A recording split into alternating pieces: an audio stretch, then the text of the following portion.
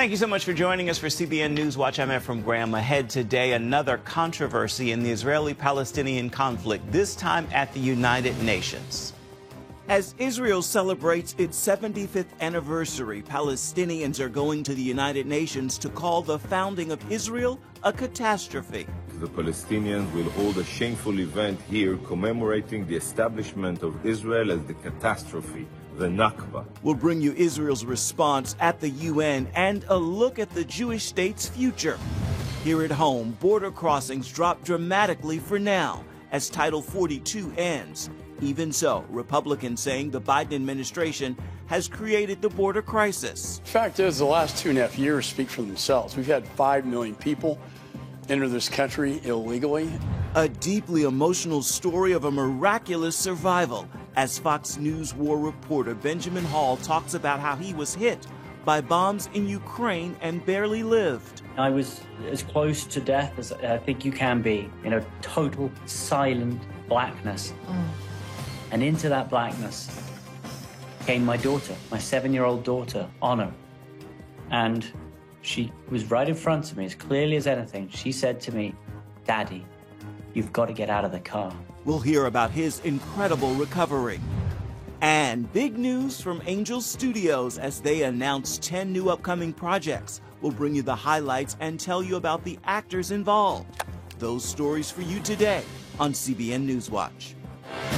This is CBN NewsWatch. I want to begin in Israel after the ceasefire between the Israelis and Palestinians over the weekend, and where yesterday, Sunday, May 14th, marked the 75th anniversary of the establishment of the Jewish state, according to the Georgian calendar. As Chris Mitchell reports from Jerusalem, the date has become yet another battle in the Israeli-Palestinian conflict. Today, instead of observing the anniversary of its vote establishing the State of Israel, the UN is commemorating the anniversary of the Nakba, or catastrophe.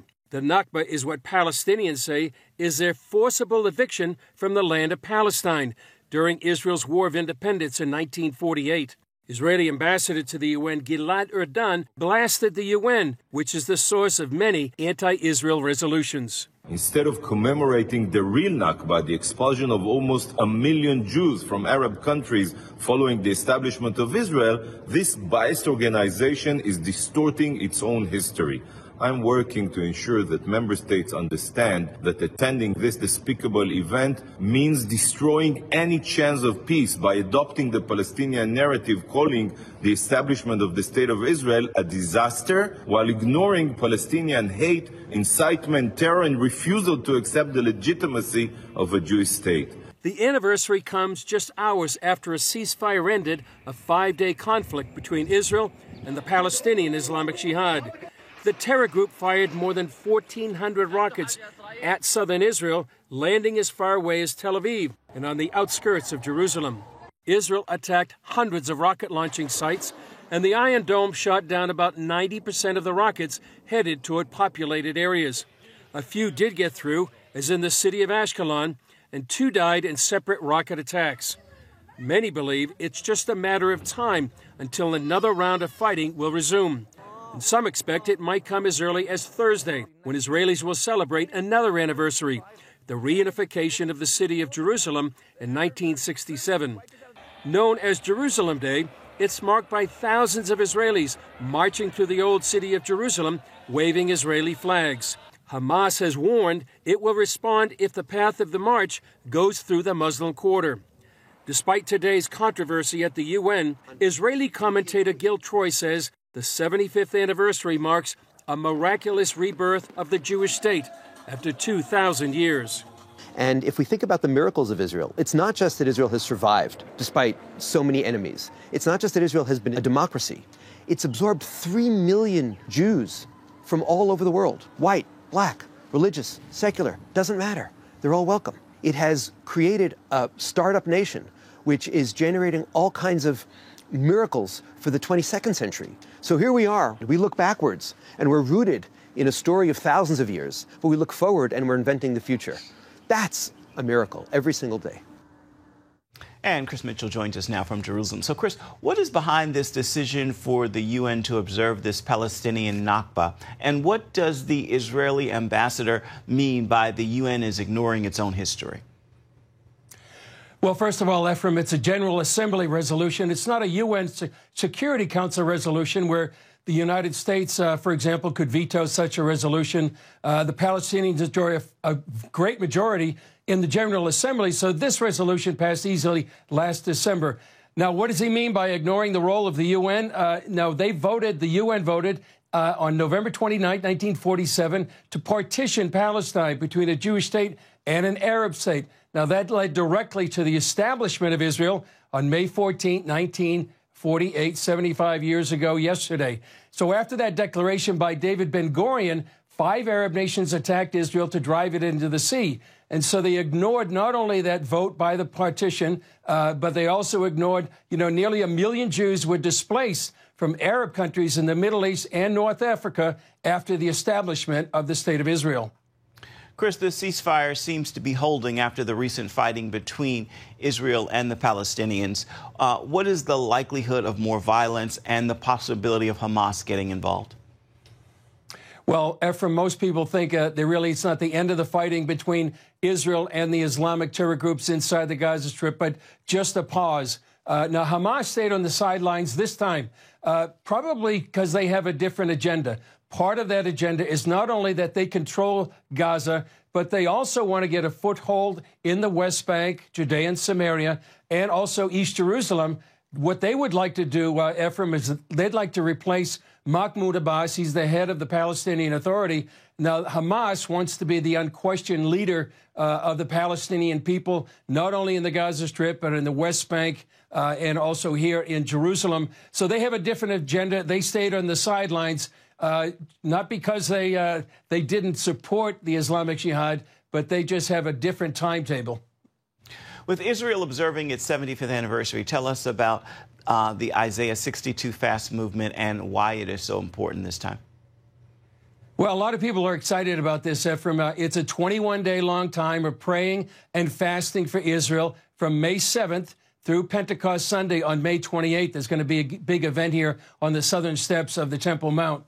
Mike Bickle from the International House of Prayer in Kansas City began this, and he began it. He didn't realize it was going to go viral and global. So now you have thousands of ministries and millions of Christians around the world that are praying for Israel based on Isaiah chapter 62. And in part that reads, "I have set watchmen on your walls, O Jerusalem, who give me no rest till he makes Jerusalem a praise in all the earth." And so it's very important now for people to be standing in the gap, for Israel is facing really unprecedented threats, both internally and externally. Internally, there's a lot of divisions here in Israel. Externally, you have threats like Hamas, Islamic Jihad, and also a possible nuclear Iran. So standing in the gap, the church is standing in the gap, sort of like Queen Esther did for the Jewish people 2,500 years ago. Thank you, Chris, our CBN News Middle East Bureau Chief. Thank you so much for joining us. Coming up, here at home, encounters at the border dropping dramatically for now with the end of Title 42, but critics warn it is only temporary. We're going to bring you the story when we come back. Stay with us.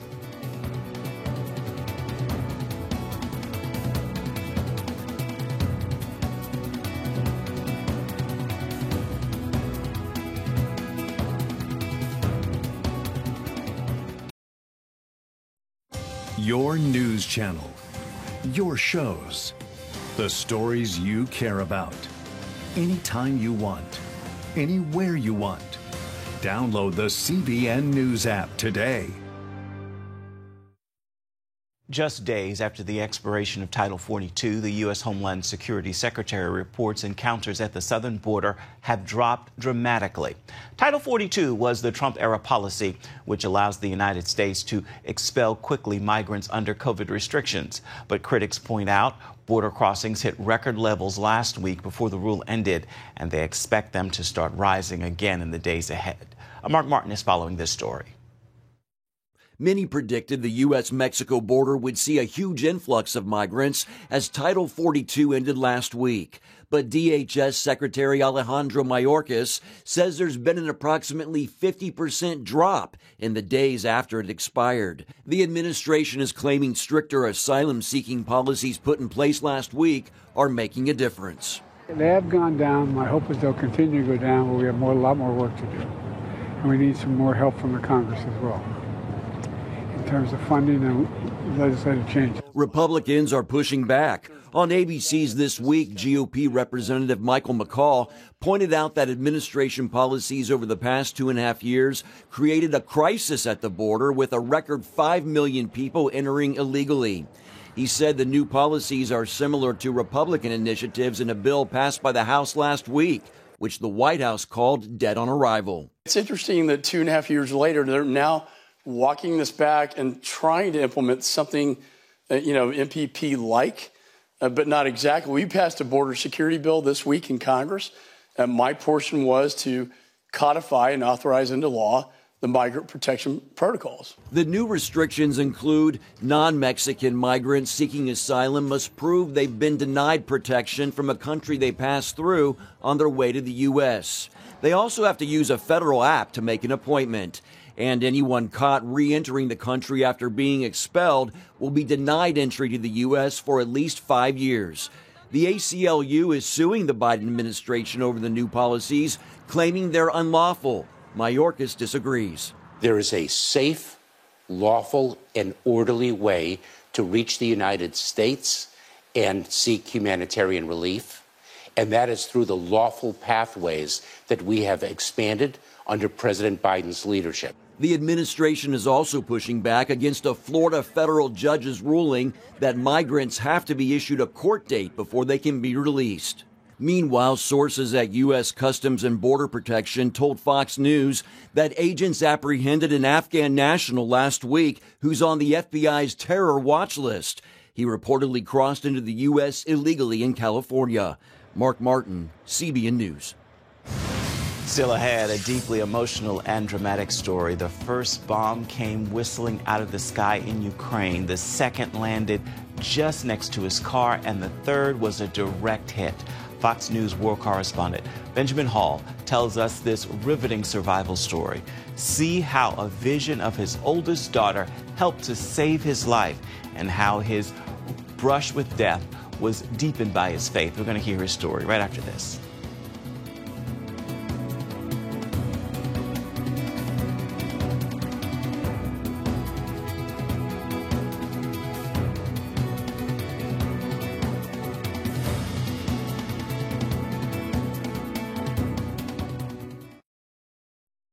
Fox News war correspondent Benjamin Hall miraculously survived a Russian bomb attack while covering the war in Ukraine. 1 year later, he's released a new book, and it's called Saved.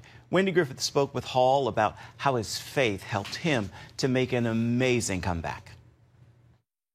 This was the scene of a battle just a few days ago as the Russians tried to move forward. They're still shelling it right now. Thanks to his trademark British accent and reporting style, it didn't take long for Fox News correspondent Benjamin Hall to stand out for his coverage of the war in Ukraine. When we speak to these guys, they're feeling optimistic. But on March 14th, 2022, Hall became the story as he and his crew fell under Russian attack on the outskirts of Kyiv. We slowed down at a checkpoint, an abandoned checkpoint. As the car slowed down, out of nowhere came that first bomb, came whistling out of the sky, landed about 30 feet in front of us. Quickly, we knew we had to move, and there was a shout to reverse the car to get back. But then a few seconds later, the second bomb landed, and that landed just next to the car. It blacked me out. I was as close to death as I think you can be, total silent blackness. And into that blackness came my daughter, my 7-year-old daughter, Honor. And she was right in front of me, as clearly as anything. She said to me, "Daddy, you've got to get out of the car." And my eyes opened. I was brought quickly back into the world, and I grabbed my way towards the door of the car.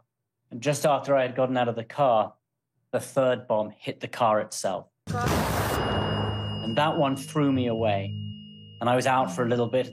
When Ben regained consciousness, he saw the serious nature of his injuries. I'm on fire. My right leg is gone. My left foot's gone, mostly gone. And I'm putting the flames out. I'm rolling around. I'm trying to stop the fire. No one knew where we were. No one knew we'd been hit. And there was no cell phone reception. And that was the moment there where you have to pray. You have to think, what am I going to do? Then a car with Ukrainian special forces drove past. It didn't see us the first time, but it got lost down the road and it came back. I woke up soon after that in a hospital inside Kyiv, a small Ukrainian hospital. But then I knew I wasn't saved either because there was no way out of the city. And then began this incredible evacuation led by Save Our Allies, who managed to get me out on the Polish Prime Minister's train. In addition to his right leg and left foot, Hall also lost an eye and severely damaged a hand. Even worse, his longtime friend and cameraman, Pierre Zakchevsky, and Ukrainian producer Sasha Kushnova did not survive. Clinging to life, Hall had to endure a 10-hour train ride and cross the border to Poland. We'd managed to break through the roadblocks to get there, break through the curfews. People were checking my wounds to see if I was really injured or if we were a Russian hit squad coming in. And that was another point where I just had to pray. And it was when I got to the Polish border 10 hours later, through incredible agony, that there was a US Black Hawk waiting. And as I rose up into the sky, then that was the time that I knew that survival was over and recovery was beginning. Tell us about the recovery, though, because that was hard. Yes, and the recovery continues to this day. Every day I'm at physio. I see doctors most days. There's still a lot of work to be done. But I was first taken to Landstuhl in Germany, biggest US base outside, a hospital outside, and where all the injured from Afghanistan and Iraq had been treated with very similar wounds to mine, called polytrauma. In his new book, Saved, A War Reporter's Mission to Make It Home, Hall writes that he had to keep fighting, not just for himself, but for his wife and 3 young daughters. I didn't want my daughters to come and see me straight away. I didn't want them to see me so badly injured, unable to move. That's what drove my recovery, knowing that instead of them coming to see me, I would get better as fast as I could and as well as I could every single day. And so every day I woke up and the plan was to do more than I did the day before. What was it like when your daughters first saw their daddy after this? Oh, I mean, it was this, but I was quite nervous because I had spoken to other people, veterans who'd had similar accidents as I'd had, similar limb loss, whose children were very afraid of them when they first saw them. But when I walked in that door and I knew they were waiting inside, I didn't quite know what it would be like. And then that one moment as they just all ran up and grabbed hold of me, my Honor, my eldest, wouldn't let go. And there was just this moment where she wouldn't let go of me. You're back, you're back, you're back. And we all cried. And it was just, that's what I had worked so hard to do. They were what saved me as well, was getting home. So that moment was one of just total joy, real joy. And your wife has been such a support through all of this. Oh, everything. I mean, one of the things I said the first time I saw her when I was in Landstuhl in Germany, it was a few days after I got out, the first thing I said was sorry. I said, I'm so sorry. Not because of what had happened, but because of what lay ahead. I knew that it meant a different life for us. She said, what have we got to do? Where do we do it? We will do it together. And Benjamin, you said you felt the prayers of everybody during your recovery and even now. Every single day I received letters. I received messages in the mail and social media from people across America, thousands of them, sending prayers, willing me on, sending blessings. And every single time I read one of those, it gave me that another little level of strength to push through. And, you know, in many ways, I am now much closer to God. I feel closer than I was before. I've heard in some of your interviews, you've said God saved me for a reason. Do you know what that reason is? No, I mean, I wouldn't go as far as to say I know what it is, but I do know that I was saved because of incredible support and help and prayers and kindness and bravery from other people. And if I can give some of that back, then I think I would be doing the right thing. And Benjamin, what about now? Are you back full-time at Fox? I want to focus on some of the optimistic side. I'm so amazed at the incredible people I've met, the prayers that have been said, and the heroes around me that actually for the first time I want to tell some of those really uplifting, optimistic stories. Wendy Griffith, CBN News.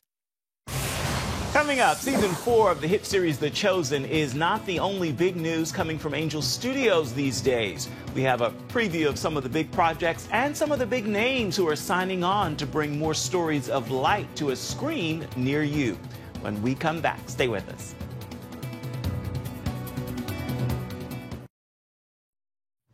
Big news from the streaming platform behind The Chosen and many of the most successful crowdfunded media projects of all time. Angel Studios announced 10 new original projects at its annual Illuminate showcase. Among the highlights, filmmaker John Irwin joins the team as executive producer of a new television series called Truth and Conviction. Actors Neil McDonough and Christopher Palaha are starring in a new film called The Shift, scheduled to hit theaters in January. And the Passion of the Christ star Jim Caviezel leads the cast of Angel's new film, Sound of Freedom, which will hit theaters on the 4th of July. Here's a quick preview of the film. It's based on the real-life story of a man who leaves his job to fight against human trafficking. It is the fastest-growing international crime network that the world has ever seen. It has already passed the illegal arms trade, and soon it's going to pass the drug trade. Because you can sell a bag of cocaine one time to a child 5 to 10 times a day. God's children are not for sale. It is a riveting film, and it's scheduled to hit theaters on the 4th of July.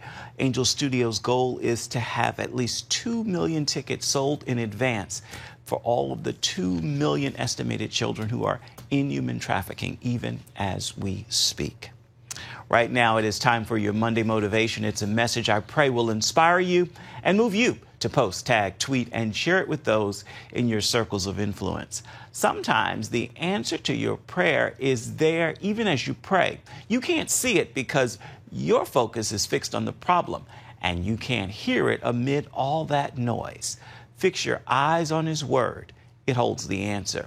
Then silence the noise and incline your ear closer to Him. He's speaking. If you listen intently, you'll be able to hear. Well, that is going to do it for this edition of CBN NewsWatch. Remember, you can always find more of our news programs on the CBN News channel at any time, as well as online at cbnnews.com. Make it a marvelous Monday. We'll see you right back here, same time tomorrow.